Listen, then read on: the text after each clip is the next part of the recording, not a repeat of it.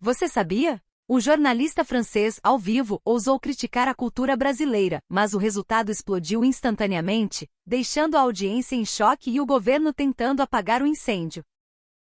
Ele jogou 12 anos de carreira para o alto, voou para o Brasil por uma semana em busca da verdade, mas acabou encontrando uma reviravolta que mudaria sua vida. Essa história é bombástica. Venha comigo ver como ele foi do preconceito à experiência real, virando o jogo completamente. Um âncora estrela da TV pública France 24 tropeçou feio ao vivo. Qual foi o motivo?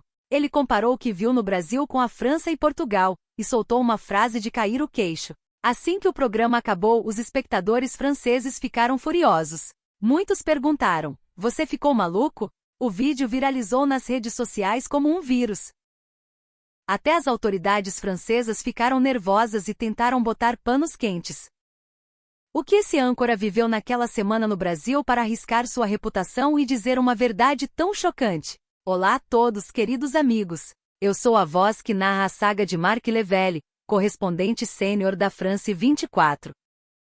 Ele está nessa indústria há anos, mas nos primeiros 12 anos, ele mergulhou fundo no mundo da cultura europeia clássica, especialmente na relação entre França e Portugal. Ele se considerava um especialista raiz.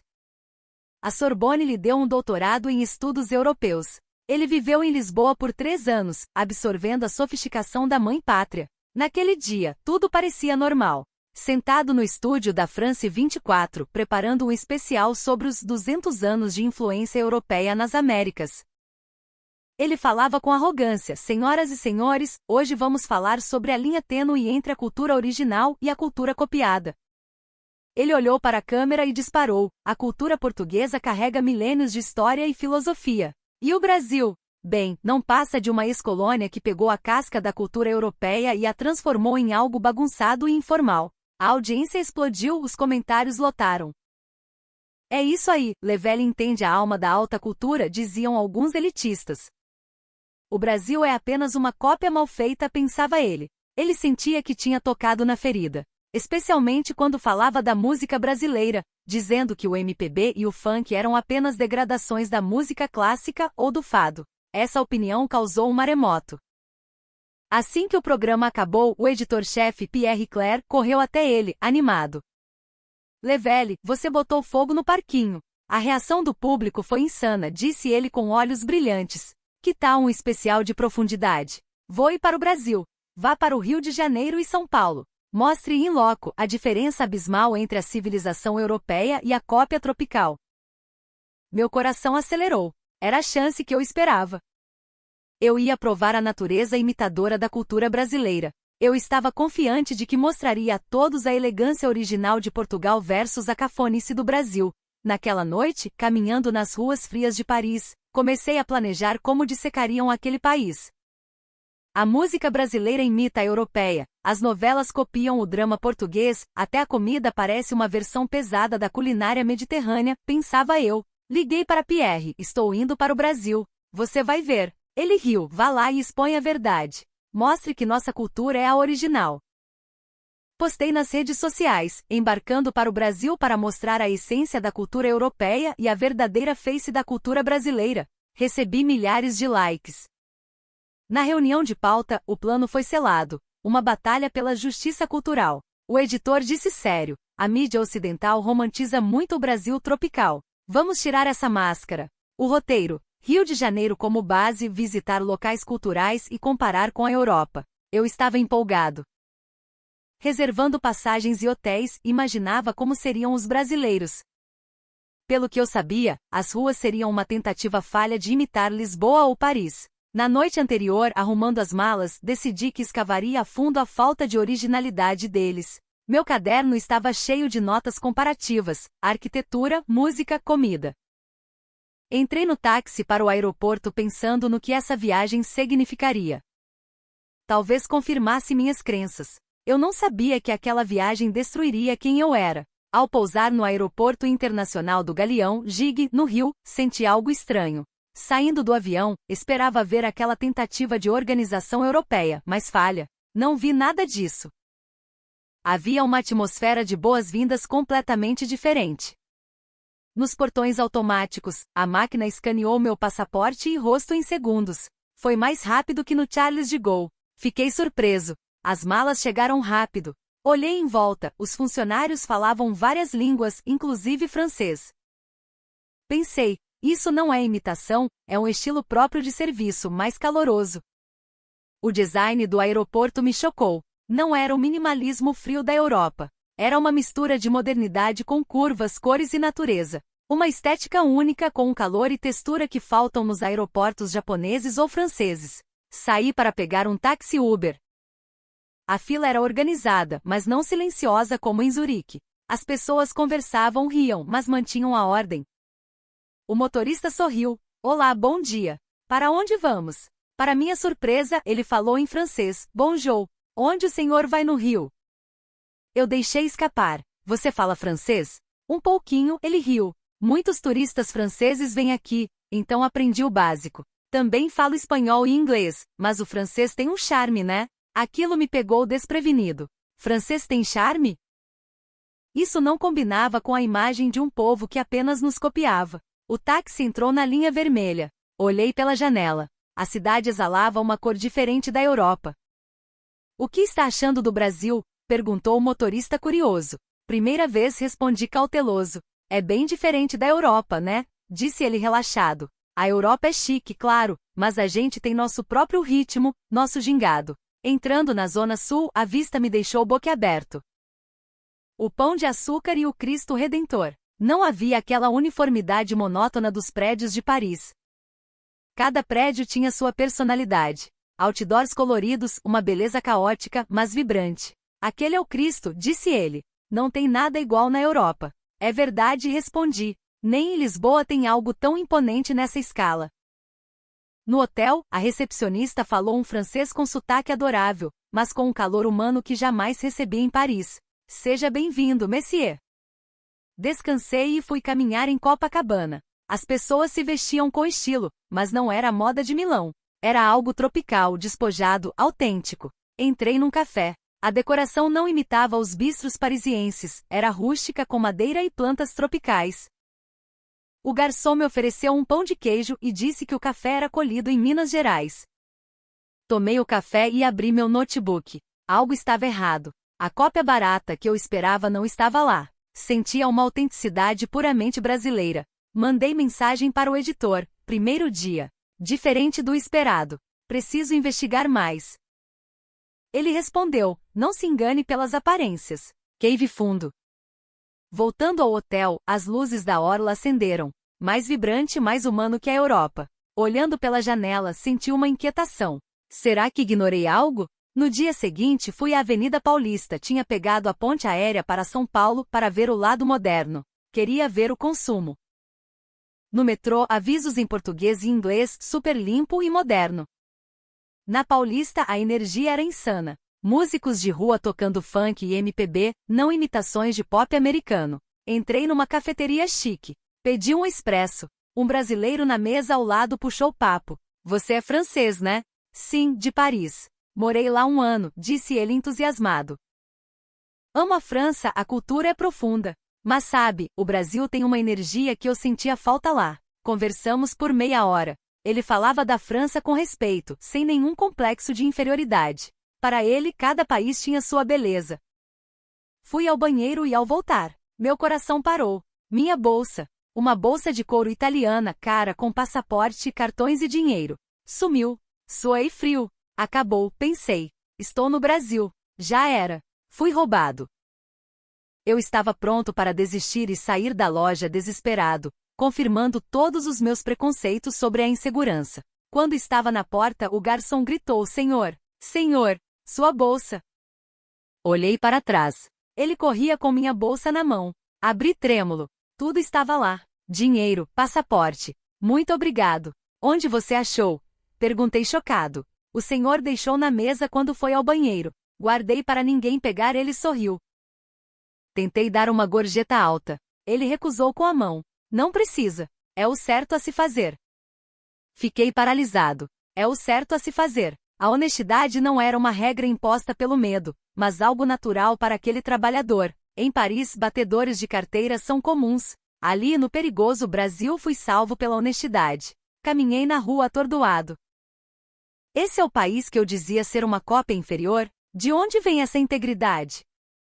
Entrei numa loja de cosméticos Natura, o Boticário. Esperava ver cópias da L'Oréal. Encontrei produtos com ingredientes da Amazônia, embalagens sustentáveis e designs únicos. Muitos europeus compram aqui, disse a vendedora. Eles amam o cheiro do maracujá e do açaí.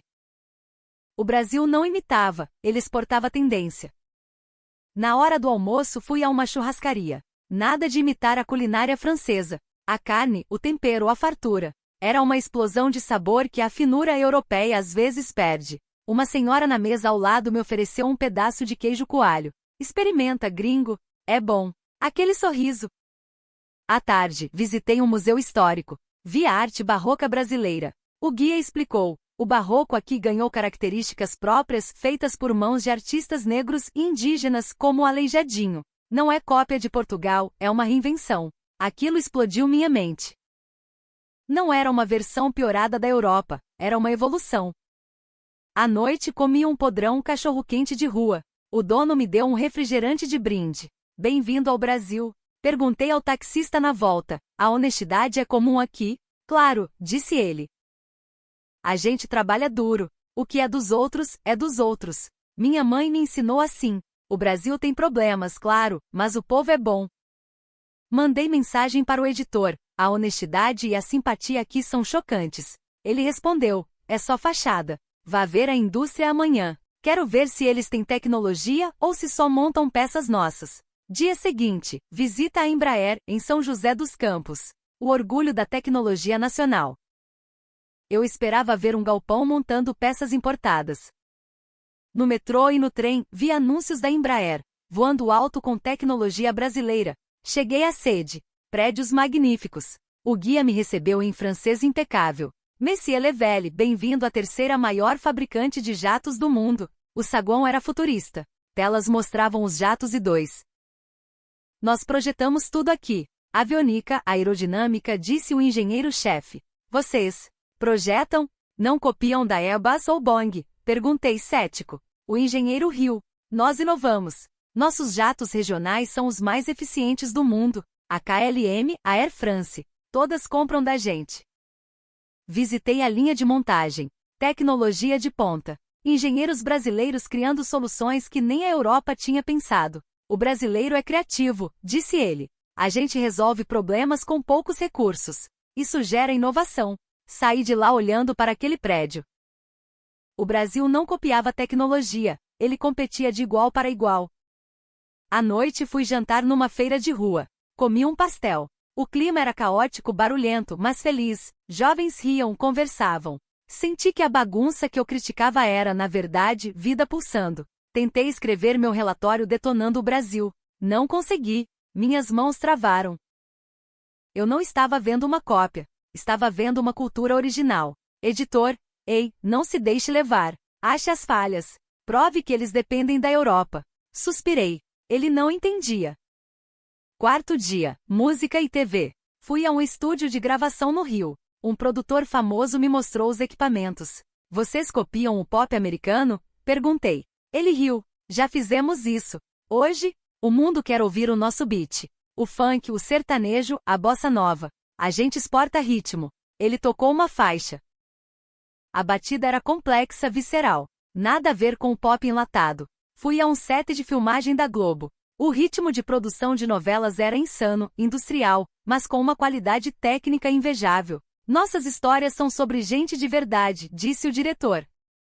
O europeu gosta de drama contido, o brasileiro gosta de emoção rasgada.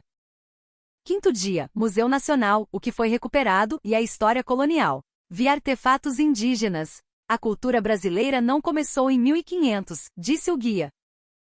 Nós somos a mistura da Europa, da África e dos povos originários. Somos antropofágicos, comemos a cultura de fora e a transformamos em algo nosso. Aquilo foi o golpe final. Eu achava que o Brasil era um filho bastardo de Portugal. Na verdade, era um gigante mestiço com identidade própria. Sexta dia, a mídia. Conversei com jornalistas brasileiros. Eles eram ferozes. Criticavam o governo, expunham a corrupção. Uma liberdade de imprensa vibrante, às vezes até mais corajosa que a nossa na França, onde tudo é muito político e polido. Um jornalista me disse: a imprensa aqui é o cão de guarda. Se a gente não gritar, a democracia não anda. Voltei ao hotel. Olhei minhas notas. Aquele garçom honesto. Os engenheiros da Embraer. A música original. A autocrítica da imprensa. Liguei para o editor. Amanhã volto. O programa é depois de amanhã. Ótimo. Prepare-se para destruir a farsa brasileira, disse ele. Meu estômago embrulhou. O roteiro dele era ficção. A realidade que vivi era outra. No último dia, sentei na orla de Copacabana. Bebi uma água de cocô. Uma família brasileira sentou perto. Você é francês? Perguntou o pai. A filhinha olhou com olhos brilhantes. Você já viu a Torre Eiffel? Conversamos. Eles eram humildes, mas tão dignos, tão curiosos e respeitosos.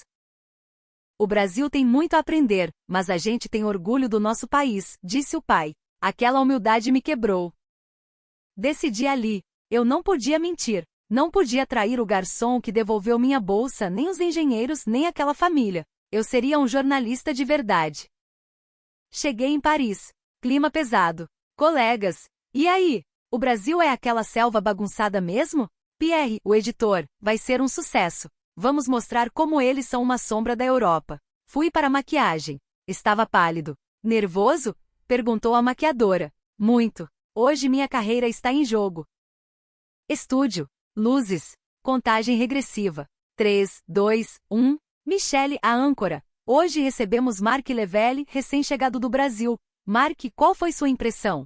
Confirma nossa tese? Respirei fundo. Olhei para a câmera. O Brasil que eu encontrei é o oposto absoluto do que imaginamos. Silêncio no estúdio. Michele travou.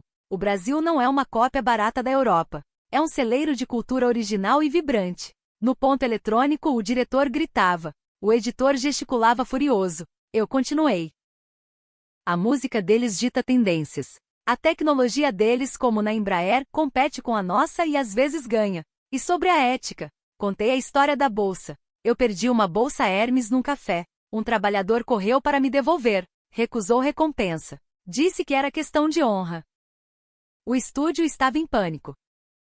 Nós, europeus, olhamos para eles com arrogância. Achamos que somos a matriz e eles a filial. Mas a verdade é que eles têm um calor humano, uma criatividade e uma força que nós perdemos. O Brasil não precisa copiar ninguém. Nós é que deveríamos aprender com a alegria e a resiliência deles. Encerrei. Como jornalista, meu dever é a verdade. E a verdade é que o Brasil é apaixonante e original. O programa cortou. O editor veio espumando. Você ficou maluco? Traiu a pauta. Eu disse a verdade e respondi calmo. Fui para casa esperando a demissão. Nas redes sociais, o caos.